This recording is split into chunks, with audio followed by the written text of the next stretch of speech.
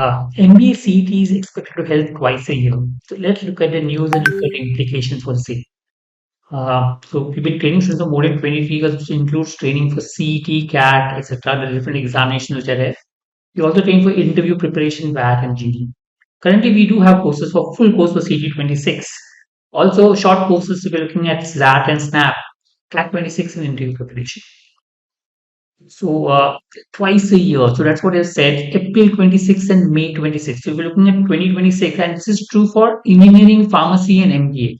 So yes, so Maharashtra basically they're trying to emulate JEE. For JEE, they're given, people write it twice a year. Same way they are holding it for CET, where they will be holding it twice a year.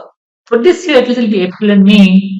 But they very clearly mentioned from next year there will be a 6 months gap. So if you're looking at 2027 onwards, there will be a 6 months gap between the two examinations. So that means one could be held somewhere in the month of November, December. The second could be in April, May. Possible. Although the best of the two schools will be considered. So if you don't do well in one, you can prepare for the second one and do well for the examination. So that's the basic idea behind the examination, where they're trying to reduce the pressure on the child so that you don't have to perform well in one. Have one more backup option where you can perform well and get. So when they compare, they're basically comparing most likely the percentiles what is score in each of these tests. And based on that, they would be giving your final percentile. The best of the two percentiles scores will be considered.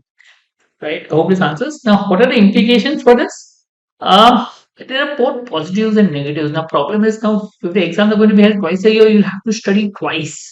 You have to study once, write all the mocks, prepare for the exam, write the exam. Again, you have to study the same thing, write all the mocks, prepare for the exam.